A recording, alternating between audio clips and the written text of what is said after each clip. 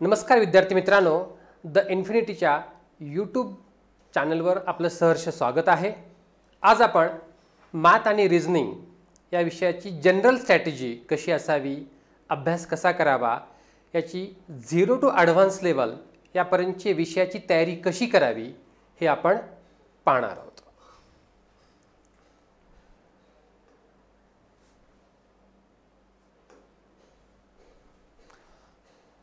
Mathematics basic जे basic math आहे from zero, किंवा काही विद्यार्थ्यांना प्रॉब्लेम असतो, सर माझं मॅथ हे कम्प्लिटली मी मॅथमध्ये झिरो आहे, मला मॅथ्समध्ये काहीच माहिती नाही। हरकत नाही, त्यांनाही आपण 0 to ॲडव्हान्स लेवलपर्यंत आपल्याला जाता येतं या पुढील टप्प्याचा आपण वापर केला तर। आता पहा करायचं आहे काय, तर आपल्याला 30 पर्यंत पाढे हे बेसिक आहे, मस्ट आहे, याला एक्सक्यूज नाही आहे। कारण काय आहे की आपल्याकडं मॅथमॅटिक्सच्या कॅल्क्युलेशन टेक्निक्स आहेत, वैदिक मॅथमॅटिक्स आहेत, सर्व गोष्टी आहेत, पण पाढे पाठ असल्याला एक्सक्यूज नाही। कारण एक्झाममध्ये त्या टेक्निक्स वापरण्यासाठी असणारा वेळ उपलब्ध नसतो, फार कमी वेळामध्ये आपल्याला आन्सर द्यायचं असतं, त्यामुळं आपल्याला 30 पर्यंतचे पाढे तोंडपाठ असणं हे मस्ट आहे।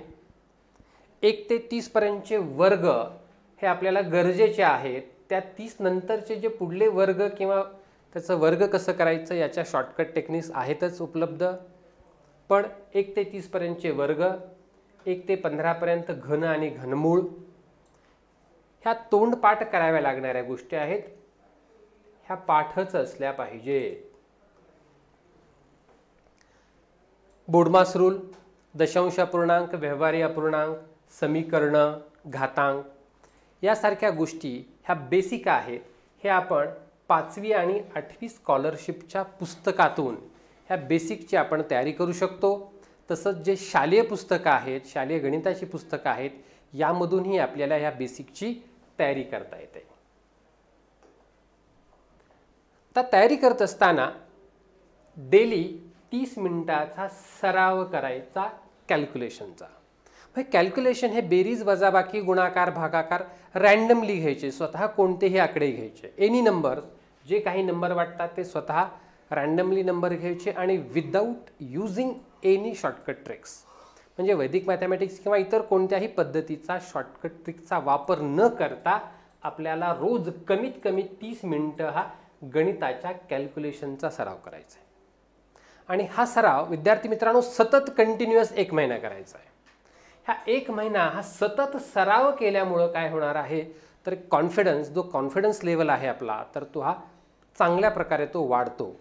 कारण मॅथमॅटिक्समध्ये कॉन्फिडन्स असणं फार गरजेचं आहे, आणि जर आपल्याला तो कॉन्फिडन्स गणित सॉल्व करता येतं, बेरीज, वजाबाकी, गुणाकार, भागाकार रोज 30 मिनिटं याचा सराव करणं आवश्यक आहेच। आता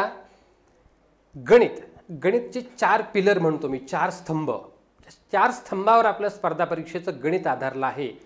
हे असे 4 गणितातले मुख्य एरियाज, याची संकल्पना, कन्सेप्ट ही अत्यंत क्लिअर असली पाहिजे। हे 4 पिलर कुठले आहेत, तर लसावी, मसावी, HCF, LCM हा अत्यंत बेस्ट टॉपिक आहेत। हे गणितातले 4 मस्ट आहेत करणं। शेकडेवारी, पर्सेंटेज, गुणोत्तर प्रमाण आणि मिक्सचर अँड एलिगेशन, ह्या 4 टॉपिकवर मॅक्झिमम आपलं एक साधारणतः 90% गणिताचा पाया किंवा 90% गणिताचं बेस चांगलं करण्याचं काम हे आपले 4 टॉपिक करतात। त्यामुळं आपण जर पाहिलं असेल तर ह्या 4 टॉपिकचा जो यूज आहे, इतर प्रॉब्लेम सॉल्व करत असताना याचा जो यूज आपण वापर करतो, तर हा वापर खूप होतो। त्यामुळं या टॉपिकच्या संकल्पना आपल्याला स्पष्ट करून घ्यायच्या।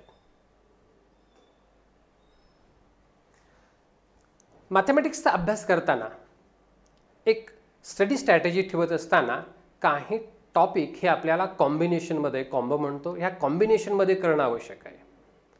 तसं रिझनिंगला नाही आहे। रिझनिंगला काय आहे की साधारणतः एक टॉपिक हा दुसऱ्या टॉपिकवर डिपेंड नसतो, स्वतःची अशी वेगळी त्याची संकल्पना असते, कन्सेप्ट असते, पण गणिताला मात्र तसं नाही। आता गणिताचे हे कॉम्बो म्हणजे हे संच, आपण ह्या संचामध्ये ते सर्व टॉपिक एकत्र करायचे, तर ते बघूया ते कुठले आहेत. तर ते आहेत की लसावी मसावी HCF LCM. आता लसावी मसावी या टॉपिकची संकल्पना जेव्हा स्पष्ट होते तेव्हा आपण काळ काम टाइम अँड वर्क करायचं, कारण टाइम अँड वर्क हा शेवटी LCMच्याच कन्सेप्टवर आहे. टाइम अँड वर्क करत असताना आपण LCMची कन्सेप्ट वापरतो, म्हणजेच याची इथं होते. तीच गोष्ट आपण पाईप्स अँड सिस्टमसाठी करतो. आणि चेन रूल म्हणजे पहा, जेव्हा आपण लसावी मसावी जेव्हा स्टडी करू तेव्हाच काळ काम time and work, pipe and sister आणि चेन रूल हे 4 टॉपिक एकत्रितरित्या सलग आपण अभ्यासावे.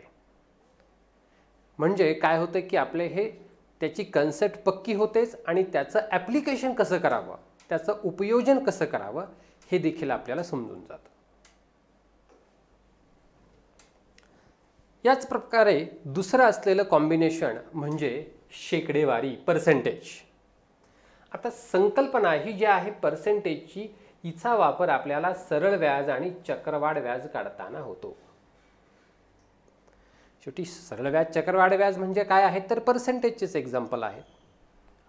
आणि नफा तोटा, प्रॉफिट लॉस.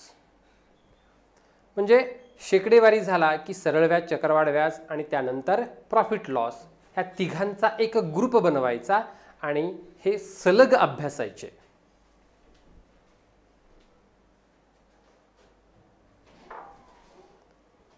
नंतरचं कॉम्बिनेशन तिसरं हे आपलं असं आहे, याच्यामध्ये आपल्याला गुणोत्तर प्रमाण, रेशिओ अँड प्रपोर्शन, भागीदारी, partnership, mixture allegation, problem on edges आणि ॲव्हरेज यांचा एक ग्रुप आपला असला पाहिजे. हे सलग अभ्यासाने गरजेचं आहे. हा जो प्रॉब्लेम ऑन एजेस आहे म्हणजेच काय तर हा गुणोत्तर प्रमाण, ॲव्हरेज आणि समीकरण बनवता येणं ह्या तिघांचा एकत्रित असा हा वैवारी टॉपिक आहे.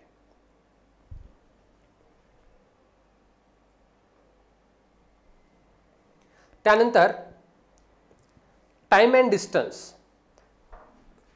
वेळ वेग अंतर, टाइम अँड डिस्टन्स. त्यानंतर लगेच आपण प्रॉब्लेम ऑन ट्रेन, रेल्वेवरील उदाहरणं, नदी बोट प्रवाह यांचा एकत्रित सलग अभ्यास करावा लागणार आहे. आणि परत परीक्षेत येत असलेले क्वेश्चन, प्रॉब्लेम ऑन एक्सेलेटर, सरकता जिना. तर सरकता जिन्यावरची जी उदाहरणं आहेत तर ती सरकता जिन्याची उदाहरणं म्हणजे नदी बोट प्रवाह यांचाच तो ॲप्लिकेशन बेस असणारे क्वेश्चन्स आहेत. परत रिझनिंगमधला असलेला प्रॉब्लेम ऑन क्लॉक, जे क्लॉक आहेत घड्याळावरची उदाहरणं आहेत. तर घड्याळ म्हणजे ॲप्लिकेशन बेसच आहे TSDचं, टाइम स्पीड डिस्टन्सचा ॲप्लिकेशन बेस प्रॉब्लेम आहे तो. म्हणजे काही प्रॉब्लेम याची आपल्याला अशी सांगड घालता आली पाहिजे.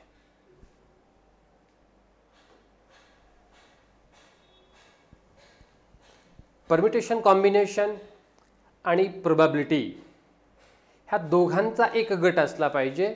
सुरुवातीला परम्युटेशन कॉम्बिनेशन याची संकल्पना आणि स्पष्ट झाल्यानंतर पुन्हा आपल्याला प्रोबॅबिलिटी, संभाव्यता या घटकाकडे, या घटकाचा अभ्यास करायचा आहे.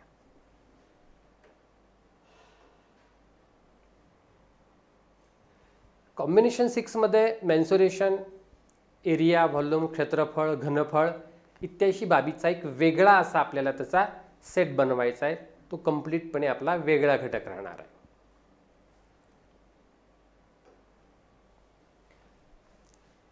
नंतरच्या कॉम्बिनेशनमध्ये आपल्याला data interpretation, pie chart, tabulation असेल, फ्लो चार्ट आणि इतर प्रकारचे त्याच्यावरचे प्रश्न. डेटा इंटरप्रिटेशनमध्ये आपल्याला DI मध्ये नॉर्मल DI आणि आजकाल विचारत जाणारं केसलेट DI. तर भविष्यामध्ये केसलेट DI वरचे क्वेश्चन्स हे जास्तीत जास्त वाढण्याची शक्यता आहे.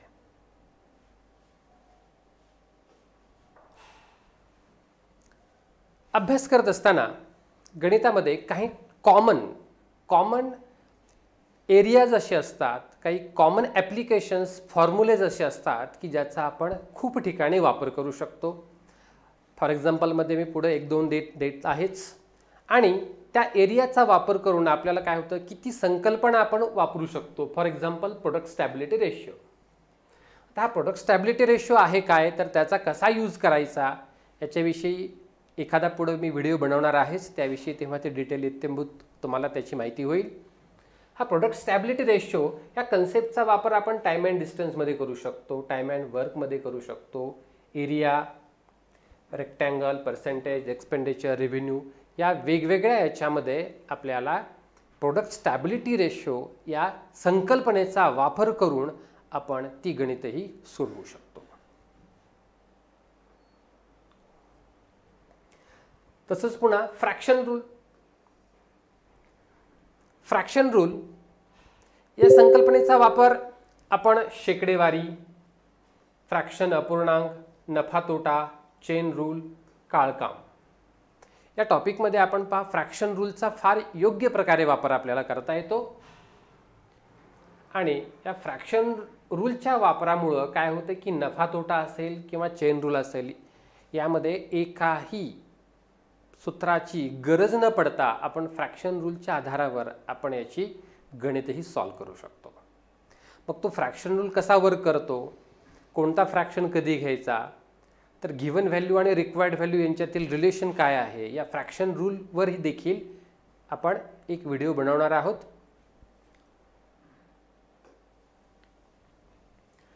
आता पहा, एक्झाममध्ये आपल्याला विद्यार्थी मित्रांनो जे वेगवेगळ्या एक्झाम असतील त्या वेगवेगळ्या एक्झाममध्ये गणिताचे, रिझनिंगचे हे जे प्रश्न असतात तर ते प्रामुख्यानं ह्या 3 प्रकारामध्ये विभागलेले असतात. एक असतो तर तो असतो बेसिक किंवा त्याला आपण नॉलेज बेस्ड क्वेश्चन, ज्ञानाधिष्ठित प्रश्न असे आपण म्हणू शकतो. तर हे नॉलेज बेस्ड क्वेश्चन्स साधारणतः ज्या सरळ सेवा एक्झाम आहेत तर गट क, गट ड या सारख्या परीक्षेमध्ये हे नॉलेज बेस्ड क्वेश्चनची संख्या ही जास्त असते. आता knowledge based questions for example द्यायचं झालंच तर 24, 36 आणि 60 यांचा मसावी किती, HCF किती, हा झाला नॉलेज बेस्ड क्वेश्चन्स, ज्याच्यामध्ये फक्त स्टुडंटला मसावी HCF कसा काढायचा, कसा फाइंड आउट करायचा, मसावी कसा काढायचा याचं नॉलेज आहे की नाही हे चेक केलं जातं. नंतरचा प्रश्नाचा प्रकार असतो तर तो असतो कन्सेप्ट बेस्ड प्रश्न. गणितात टाईप 1, टाईप 2, टाईप 3, टाईप 4 असा काही प्रकार करतात, काही पुस्तकात आहेत, पण तो प्रकार म्हणजे मुख्यतः ह्या 3 प्रकारामध्येच असतो, मोडतात. जे प्रश्न असतात सगळे टाईप ह्या 3मध्येच मोडतात. कन्सेप्ट बेस, संकल्पनात्मक, त्याची कन्सेप्ट आहे का, त्याची संकल्पना क्लिअर आहे का, ती नेमकी संकल्पना काय आहे हे स्पष्ट करणारा याच्यावरती प्रश्न असतात, ते म्हणजे कन्सेप्ट बेस. फॉर एक्झाम्पल इथं आपण याला असं म्हणू शकतो, अशी मोठ्यात मोठी संख्या कोणती की जिने 24, 36 व 60ला पूर्ण भागले असता बाकी नेहमी 0 येते. ही झाली संकल्पना बेस. आणि ॲप्लिकेशन बेस, उपयोजनात्मक, उपयोजन, UPSC, MPSC यासारख्या ठिकाणी आपल्याला ॲप्लिकेशन बेसची संख्या ही वरचेवर जास्त असणार आहे. मग ह्या ॲप्लिकेशन बेसमध्ये आपल्याला त्याचं उपयोजन, त्या संकल्पनेचा वापर करता येतो की नाही हे चेकआउट करण्यासाठी आपल्याला असे प्रश्न असतात. फॉर एक्झाम्पल याला आपल्याला असं म्हणता येईल की एका सेमिनारसाठी फिजिक्सचे 24, मॅथ्सचे 36 आणि केमिस्ट्रीचे 60 विद्यार्थी आले होते. या सर्वांना आपल्याला रूममध्ये त्यांची व्यवस्था करायची आहे राहण्याची. एका रूममध्ये एकाच विषयाची मुलं ठेवायची आहेत आणि प्रत्येक रूममधील मुलांची संख्या सारखी असली पाहिजे. तर एका रूममध्ये जास्तीत जास्त किती मुले ठेवता येतील, हा प्रश्न देखील मसावीचा आहे, पण तो आहे ॲप्लिकेशन बेस्ड क्वेश्चन. तर साधारणतः आपल्याला ह्या 3 टाईपच्या प्रश्नाची तयारी करावी लागते. आता मग तयारी करत असताना आपण जे कोणतंही आपण पुस्तक घेऊयात, बुक घेऊयात, कोणत्या परीक्षेसाठी कोणती पुस्तकं वापरायची याचं एक सेपरेट तुम्हाला मार्गदर्शन केलं जाईल. पण फर्स्ट टाइम सपोज मी म्हटलं की R S Agarwal quantitative aptitude, जेव्हा आपण R S Agarwal quantitative aptitude घेऊयात तेव्हा फर्स्ट टाइम ते सॉल्व करताना फक्त बेसिकचाच वापर करून सॉल्व करायचं, फक्त बेसिक, कुठलाही प्रकारचं शॉर्टकट वापरायचं नाही आहे, माहीत असलं तरी शॉर्टकट वापरायचं नाही आहे, फक्त आणि फक्त बेसिकने एकदा ते सॉल्व करायचं. कारण का परीक्षेत बेसिक पक्क असणं फार गरजेचं आहे. जर आपण बेसिक सोडून जर फक्त ओनली शॉर्टकट जर करायला लागलो तर that will cut you in short असं म्हणता येईल. हां, फर्स्ट टाईम फक्त बेसिक, आणि जेव्हा आपण सेकंड टाईम मात्र आपण जेव्हा त्याला रिव्हिजन द्यायला सुरुवात करू तेव्हा आपण या शॉर्टकटचा वापर करू शकतो, तेव्हा आपण शॉर्टकटचे वापर करायचे. त्यानंतर प्रिव्हियस इयर क्वेश्चन्स सेट आहेत. हा, आणि मॉक टेस्ट. मॉक टेस्टचा फायदा हा आपल्याला स्पीड आणि टाइम मॅनेजमेंट करण्यासाठी असतो. गणिताची प्रॅक्टिस करत असताना फर्स्ट टाइम जेव्हा आपण जरी करत असलो तरी आपला फर्स्ट हा ॲक्युरसीवर असला पाहिजे. ॲक्युरसी, अचूकता, आपला भर हा ॲक्युरेसीवर पाहिजे, अचूकतेवर भर पाहिजे आपला. आणि सेकंड प्रेफरन्स नंतर हा वेग, स्पीड. आणि जसं जशी आपली कमांड वाढत जाईल तसं तसं मग आपल्याला ह्या दोघांवरही काम करायचं आहे, स्पीड विथ ॲक्युरेसी.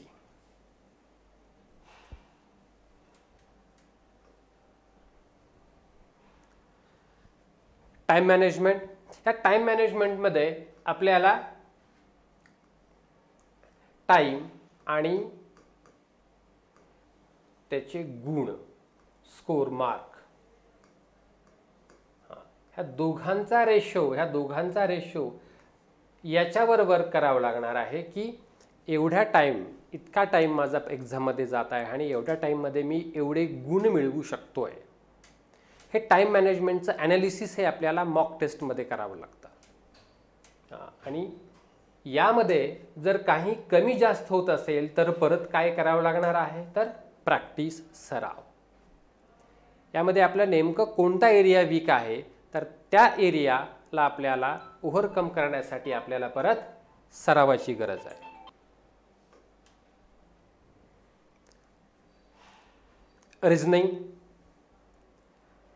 रिझनिंग या घटकामध्ये वर्बल, नॉन व्हर्बल रिझनिंग. रिझनिंगचं basic, mathematics is a mother of logic असं म्हटलं जातं. म्हणजे असे विद्यार्थी आपल्याला असतील की मॅथ आणि रिझनिंग जनरली काही अपवाद असू शकतात. ज्याचं मॅथमॅटिक्स स्ट्रॉंग आहे त्याचं रिझनिंग स्ट्रॉंग आहेच, पण ज्याचं रिझनिंग स्ट्रॉंग आहे तर त्याचं मॅथ स्ट्रॉंग असेलच असं नाही. त्यामुळं पहा, मॅथ्स हे बेस आहे, पाया आहे रिझनिंग स्ट्रॉंग करण्याचा. हे रिझनिंग बेसिकसाठी आपण 5वी 8वी NTS स्कॉलरशिपची जी विविध पुस्तकं आहेत स्पर्धा परीक्षेची, तर या स्पर्धा परीक्षेच्या पुस्तकाचा हा आपल्याला अभ्यास आणि बेसिक फाउंडेशन क्लिअर करण्यासाठी वापरायचे.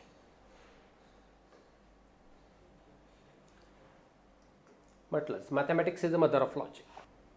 हा, बुकसाठी आपण स्पेशल व्हिडिओ आपला असणार आहे ज्यामध्ये आपण IBPS, UPSC, MPSC, banking, PSI, STI, सरळ सेवा याला कोणती पुस्तकं वापरावीत हा आपण स्वतंत्र बनवूया. आता पहा, रिझनिंगला साधारणतः आपल्याला विविध घटकावर असतात.